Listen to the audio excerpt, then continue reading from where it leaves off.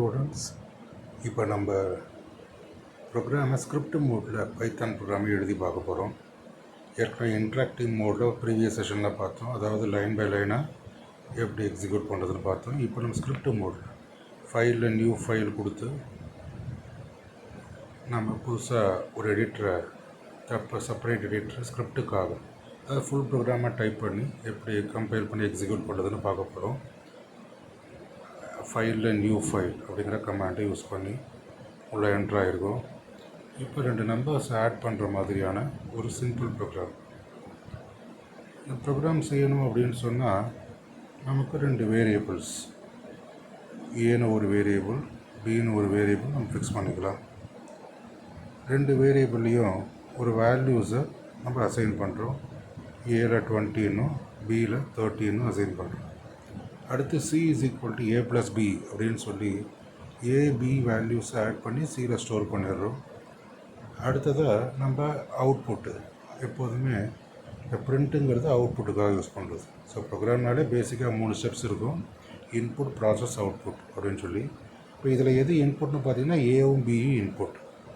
சரி, எது ப்ராசஸ் அப்படின்னு பார்த்தீங்கன்னா c = a + b அப்படிங்கிறது ப்ராசஸ். அடுத்ததாக அவுட்புட்டுக்கு என்னென்னு பார்த்தீங்கன்னா பிரிண்ட் ஸ்டேட்மெண்ட் யூஸ் பண்ணியிருக்கோம். ஏவோட வேல்யூ இன் ஏன்னு சொல்லி அவுட்புட்டாக கொடுக்குறோம், டிஸ்பிளே பண்ணுறோம். அடுத்து வேல்யூ இன் பின்னு சொல்லி பியோட வேல்யூவை டிஸ்பிளே பண்ணுறோம். வேல்யூ இன் சின்னு சொல்லி சியோட வேல்யூவை டிஸ்பிளே பண்ணுறோம். இந்த value in A, value in B, value in சிங்கிறது மெசேஜ். கம்மா கொடுத்து பக்கத்தில் ஏ, அப்புறம் பி, அப்புறம் சின்னு கொடுத்துருக்கோம் ஒவ்வொரு லைன்லேயும். அது வந்து வேரியபிள் கொடுத்தா தான் இருக்கக்கூடிய வேல்யூவை டிஸ்பிளே பண்ணும். ஒரு சிம்பிள் ப்ரோக்ராம். இப்போ அதை நம்ம ரன் பண்ணுறோம். ரன் மாடியூல் யூஸ் பண்ணி ஸோ ப்ரோக்ராமை சேவ் பண்ணிக்கணும், ஒரு நேம் கொடுத்து. இப்போ பார்த்தீங்கன்னா சேவ் பண்ணதுக்கப்புறம் ப்ரோக்ராமில் எந்த எரர்ஸும் இல்லை அப்படின்னு சொன்னால் அந்த அவுட்புட்டை நம்மளுக்கு டிஸ்பிளே பண்ணிடும்.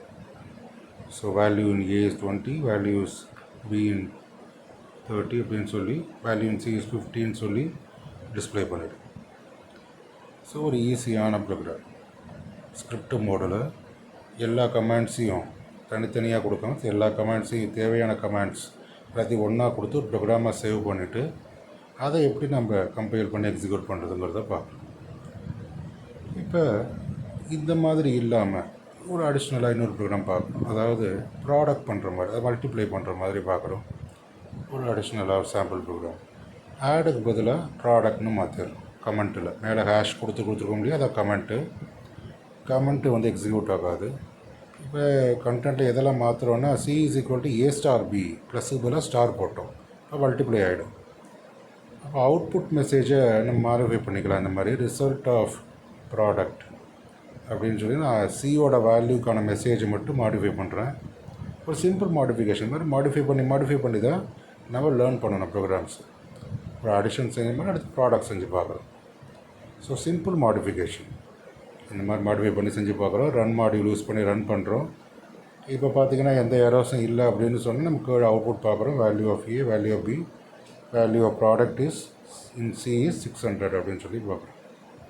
இந்த மாதிரி நம்ம சிம்பிள் ப்ரோக்ராம்ஸ் போட்டு சின்னதான மாடிஃபிகேஷன் பண்ணி ப்ரோக்ராமிங் நாலேஜை டெவலப் பண்ணிக்கலாம். இந்த ப்ரோக்ராம் நமக்கு பைத்தானில் எப்படி ஒரு ஸ்கிரிப்ட் மோடில் ப்ரோக்ராம் எழுதுறது அப்படிங்கிறத இந்த செஷனில் பேசிக் ப்ரோக்ராம் அப்படிங்கிறத பார்க்குறோம். இன்னும் நிறைய